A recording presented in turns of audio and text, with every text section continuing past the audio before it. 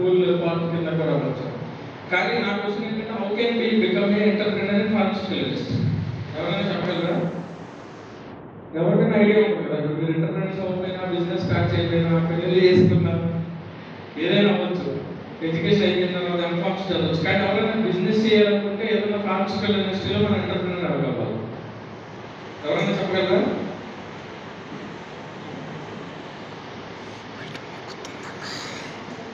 So అసలు why entrepreneurship matters? So entrepreneurs అంటే మనం ఏదైతే బిజినెస్ పెట్టుకున్నామో మనమే బాస్ కింద ఉంటాం. So we can create a job like a non entrepreneur can remains as a employee but an entrepreneur can create a job and economic growth. వాళ్ళది ఎందుకంటే మనం ఒక జాబ్ చేస్తే లైఫ్ లాంగ్ జాబ్లో ఉండిపోతాం. అదే ఒక ఎంటర్‌ప్రెన్యూర్ ఏదైనా బిజినెస్ స్టార్ట్ చేస్తే ఒక హై పొజిషన్కి, పీక్స్కి, సొసైటీలో మంచి స్టేటస్ కూడా ఉంటుంది. అదే అమ్మాయిలు చాలా మంది ఉన్నారు. నేను ఎగ్జాంపుల్ కూడా చెప్తాను. నాతో పాటు వర్క్ చేసే వాళ్ళు కొత్త సొంతగా ల్యాబ్స్ ఎస్టాబ్లిష్ చేసుకుని విత్ దేర్ పేరెంట్స్ సపోర్ట్, లేకపోతే వితౌట్ దేర్ పేరెంట్స్ సపోర్ట్, లేకపోతే ఏదైనా అకాడమిక్ ఇన్స్టిట్యూట్స్ ఎస్టాబ్లిష్ చేసుకున్నారు చాలామంది. సో ట్రైనింగ్ ఇన్స్టిట్యూట్స్ ఎస్టాబ్లిష్ చేసుకున్నారు. ఫైనల్ ఇయర్ ప్రాజెక్ట్ థీసిస్ అసిస్టెంట్స్కి చాలామంది క్రియేట్ చేసుకున్నారు. వీళ్ళందరూ కూడా ఎంటర్‌ప్రెన్యూర్స్ అన్నమాట. సో ఫిమేల్స్ ఎంటర్‌ప్రెన్యూర్స్ అవ్వకూడదన్న ఏ ఆప్షన్ అయితే ఏం లేదు. చాలామంది ఫిమేల్స్ చాలా వర్క్షాప్లు కూడా జరుగుతున్నాయి ఫిమేల్ ఎంటర్‌ప్రెన్యూర్షిప్. ఎందుకంటే చాలా గవర్నమెంట్ దగ్గర నుంచి చాలా ఫండింగ్ కూడా ఉంది. ఫిమేల్ ఎంటర్‌ప్రెన్యూర్స్కి ఎలా మనం సపోర్ట్ చేయాలి, డిఫరెంట్ వర్క్షాప్స్, ఆన్లైన్ వెబినార్స్ కూడా జరుగుతున్నాయి. మీరు ఆన్లైన్లో సెర్చ్ చేసుకుని అసలు ఫిమేల్ ఎంటర్‌ప్రెన్యూర్ ఎలా అవ్వాలి, మనం ఏ బిజినెస్ స్టార్ట్ చేసుకోవాలి, out of pharmacy or with in pharmacy field కూడా మనం డిజైన్ చేసుకోవచ్చు. ఇదొకటి మీరు నోట్ చేసుకోండి.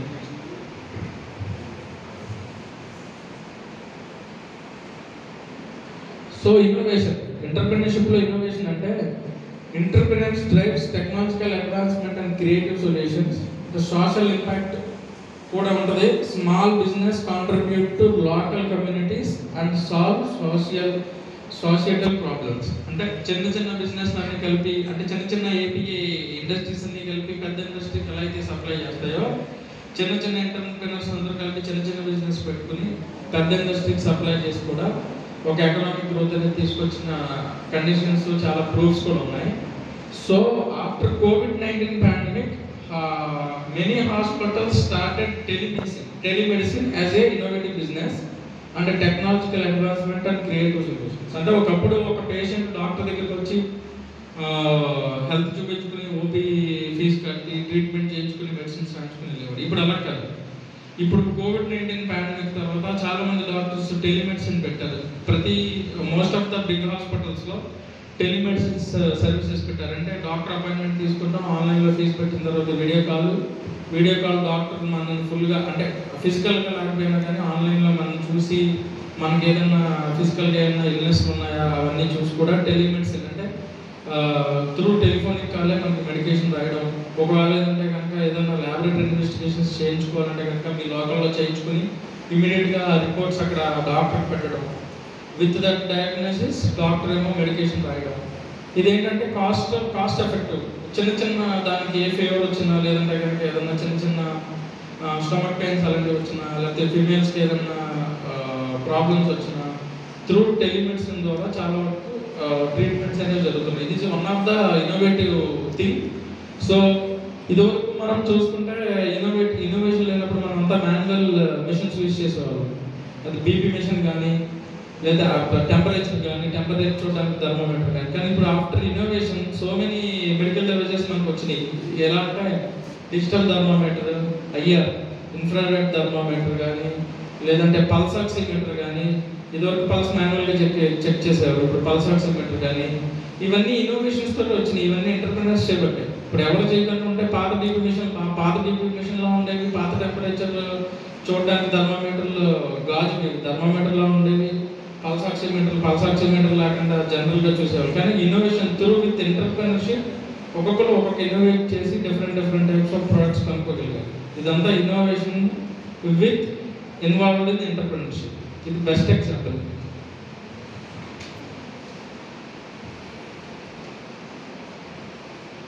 So qualities of entrepreneurship. అసలు ఎంటర్‌ప్రెన్యూర్షిప్ అవ్వాలంటే ఏం క్వాలిటీస్ ఉండాలి? First visionary, second resilient, third risk taker.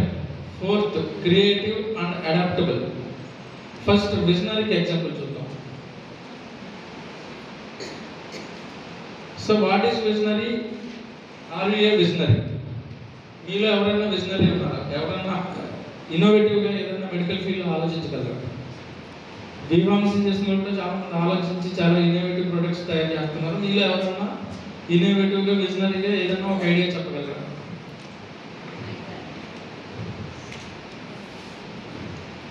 ఎవరు విజనరీస్ లేరా? ఒకటి కూడా చేతులు ఎవరికి లేకపోతే హ్యాండ్ రేస్ చేయండి. మా దగ్గర ఎవరు లేదు sir.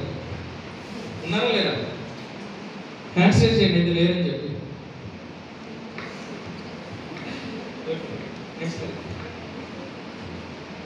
So who is visionary? So మనం ఒక ప్రీవియస్ డేస్లో చూసుకుంటే మా చిన్నప్పటి నుంచి కూడా మెడికల్ షాప్కి వెళ్ళి కొనడం, ఎంత నీరసంగా ఉన్నా ఎవరు తెచ్చుకునే పరిస్థితులు ఉంటే మెడికేషన్ కోసం మనమే తెచ్చుకోవడం. విజనరీస్ ఎవరు? Tata 1mg app, Apollo online pharmacy app, Netmeds, వీళ్ళందరూ విజనరీసే. ఎందుకంటే దే ఆర్ ఆల్ ఎంటర్ప్రినర్స్. ఎందుకంటే మెడికేషన్ ఆన్లైన్ కూడా చేయొచ్చు పేషెంట్కి విత్ రివ్యూయింగ్ ప్రిస్క్రిప్షన్ అని చెప్పి ఒక విజనరీ ఐడియాతో వచ్చారు. అవునా కదా? అందుకని చెప్పి ఇప్పుడు 1mg యాప్ అంటే ఇప్పుడు మనం దీన్ని కొత్తగా కనిపెట్టాల్సిన అవసరం లేదు. So medical field is incorporated into technology.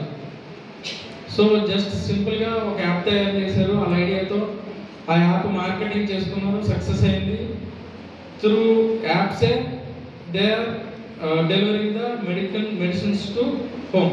Even laboratories diagnostic services చూసినా ఒకప్పుడు మనం ల్యాబ్కి వెళ్ళవలసి వచ్చింది, లేదంటే కనుక హాస్పిటల్స్కి వెళ్ళవచ్చింది. ఇప్పుడు ఎగ్జాంపుల్ చెప్పండి, బెస్ట్ ఎగ్జాంపుల్ ఏంటి? Diagnostic services to home. గట్టిగా ఎవరైనా చెప్తారా? డయాగ్నోస్టిక్ సర్వీసెస్ ఇంటికి వచ్చిన ఏమున్నాయి ఇప్పుడు విజనరీగా? డాక్టర్సీ తెలుసా? డాక్టర్సీ యాప్ తెలుద్దాం ఎవరికి? డాక్టర్సీ యాప్. డాక్టర్సీ యాప్ అనేది డయాగ్నోస్టిక్ యాప్. మనం అందులో బుక్ చేసుకుంటే డైరెక్ట్గా ఇంటికి వచ్చి బ్లడ్ కలెక్ట్ చేసి రిపోర్టింగ్ ఆన్లైన్ యాప్ వాట్సాప్ పంపించేస్తారు. యాప్ క్రియేట్ చేసుకుని వాళ్ళు కూడా ఎంటర్ప్రెన్యూర్ అయ్యారు, మార్కెట్లో మంచిగా ఎస్టాబ్లిష్ అయ్యారు. ఇవన్నీ కూడా విజనరీ, అంటే visionary thoughts. So how we can give a competition to the market. ఉన్న బిజినెస్కి మనం కొత్తగా ఏమివ్వగలం, ఎలా మార్చగలం, విత్ టెక్నాలజీగా లేదా వితౌట్ టెక్నాలజీగా అనేది, విత్ మార్కెటింగ్గా వితౌట్ మార్కెటింగ్గా అనేది విజనరీగా ఉండేది అందరూ కూడా ఆలోచించి డిజైన్ చేసే ఒక ఇది కూడా ఎంటర్ప్రినర్షిప్ అవడానికి one of the idea. HDFC bank smart hub व्यापार पर 20,000 रुपये प्राप्त हुए. So are you resilient? ఇది కూడా quality, one of the quality of entrepreneur. Resilient అంటే ఏంటి? స్ట్రెంగ్త్. మనం చేయగలమని డిసైడ్ అవ్వాలి ఫస్ట్. నెక్స్ట్ కాన్ఫిడెన్స్, మనకి సెల్ఫ్ కాన్ఫిడెన్స్ ఉండాలి. we can design, we can go with a new business and new ideas. So we need to self motivate, we need to protect ourselves with competitors, we need to give our 100% effort, we need to change ourselves, we need to update ourselves. ఇలా మనం బిజినెస్లో దిగిన తర్వాత మనం రెసిలెంట్గా ఉండి మనం ఏమైనా update అయ్యి if we can design a program and if we can become an entrepreneur, definitely we have a success. Compulsory success and growth. So are you risk taker, creative and adaptable? So risk taker, ఇప్పుడు మా friend ఒక అబ్బాయి ఉన్నాడు, రాజాబాబు అని. First diploma in pharmacy చదివాడు, తర్వాత bachelor in pharmacy చదివాడు, తర్వాత జాబ్ కానీ బిజినెస్ కానీ చూసుకోవచ్చు. కానీ అక్కడ ఇంకొక స్టెప్ తీసుకున్నాడు డేర్గా. 2014లోనే ఫార్మా డీప్ జాయిన్ అయ్యాడు త్రూ పీబీ కోర్స్. అంటే ఎంఫార్మసీని అందరిలాగా తను ఎంచుకోలేదు. So he join into pharma D through PB course.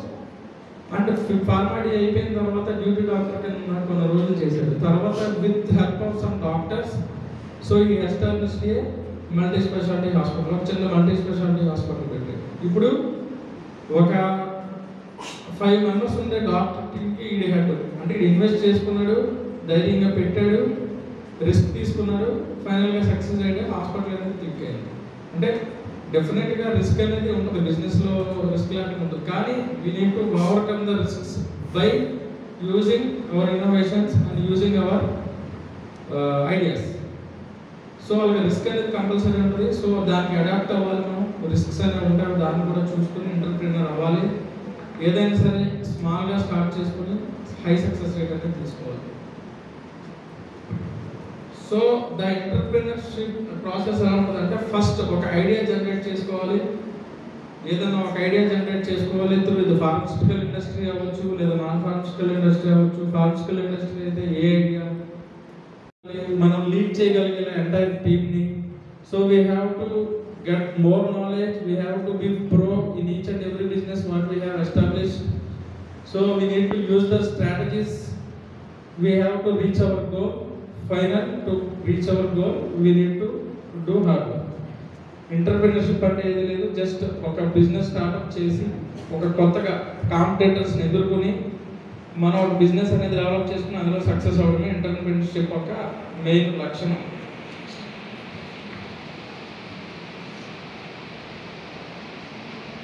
So innovation అంటే ఏంటి? సో ఎజ్యూమ్ చేసుకున్నాం, ఒక రాగి తీసుకున్నామంటే కనుక 10 రూపీస్ ఏదో కొంత క్లే కొనుక్కుంటే 20 రూపీస్, 30 రూపీస్, 40 రూపీస్, 50 రూపీస్ చెప్పి ఒక రాగి కొనుక్కుంటాం. సో ఒక non entrepreneur can earn by selling రా క్లే ఆఫ్ మ్యాక్సిమం 50 రూపీస్. అది 10 రూపీస్ అవ్వచ్చు, 20 రూపీస్ అవ్వచ్చు, 30 రూపీస్ అవ్వచ్చు, 40 రూపీస్ అవ్వచ్చు. సో లైఫ్ లాంగ్ క్లెయిమ్ అయినా అక్కడికి వచ్చే డబ్బులు ఆ 50 రూపీస్, 20 రూపీస్, 30 రూపీస్. కానీ మీరు ఎవరైనా చెప్పండి, ఆ రా క్లేని ఎవరైనా ఇన్నోవేటివ్గా అలా చేయొచ్చండి ఎవరైనా? So how can be become a entrepreneur with raw clay? Question అది. ఎవరన్నా how can be become a entrepreneur with raw clay చెప్పగలరా? చెప్పు, మైక్ ఉన్నాడు.